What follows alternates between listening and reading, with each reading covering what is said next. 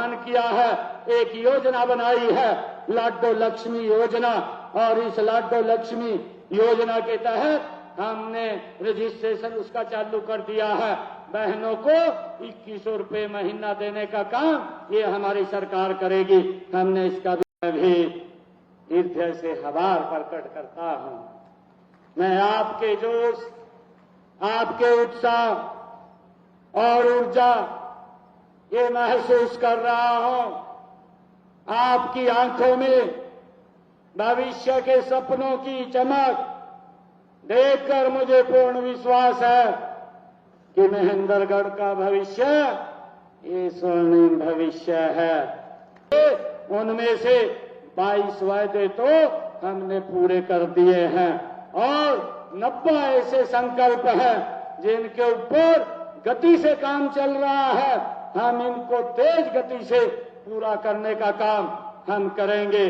साथियों, हमने चुनाव में कहा था कि हमारे लिए हमारा संकल्प पत्र केवल घोषणा नहीं है, वो हमारे लिए एक भगवान का रूप है।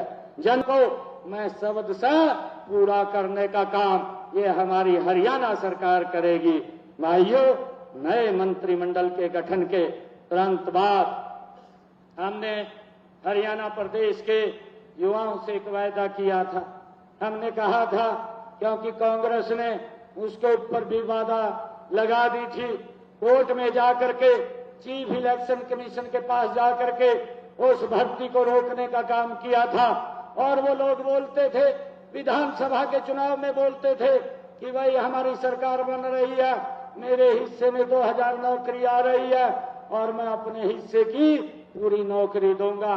कोई उनका प्रत्याशी बोलता था, मेरे जितने हिस्से में नौकरी आएगी उतनी मैं नौकरी दूंगा। कोई प्रत्याशी बोलता था कि आप मुझे 50 वोट दें, मैं एक नौकरी आपको दूंगा। किस प्रकार से बोलिए नौकरी की लग रही थी। भाइयों, युवाओं के अंदर इस बात का डर था, युवाओं के माँ बाप में इस बात का डर था कि अगर कांग्रेस की सरकार बन गई तो ये नौकरियां हमारे बच्चों को नहीं मिलेंगी। मैंने युवाओं से वादा किया था कि 8 तारीख को भारतीय जनता पार्टी की सरकार तीसरी बार हरियाणा में बन रही है, आप सबके आशीर्वाद से बन रही है। मैं आपको विश्वास दिलाता हूं कि मैं शपथ बाद में लूंगा। पहले अपने युवाओं को नियुक्ति पत्र दूंगा। एक समय के अंदर 25,000 युवाओं को नियुक्ति पत्र देने का काम पहले किया गया। भाई, उस बात को पूरा किया है।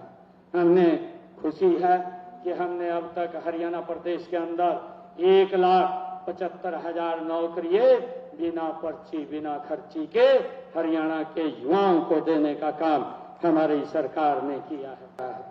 भाइयों, हमने ये भी कहा था कि हमारे जो कॉलेजों के एक्सटेंशन लेक्चरर हैं, जो हमारे अतिथि अध्यापक हैं और जो तकनीकी शिक्षा अनुबंधित कर्मचारियों, अतिथि शिक्षकों, ऐसे सबको सुरक्षित करने का काम हमारी सरकार करेगी और हमने उसको पूरा किया है।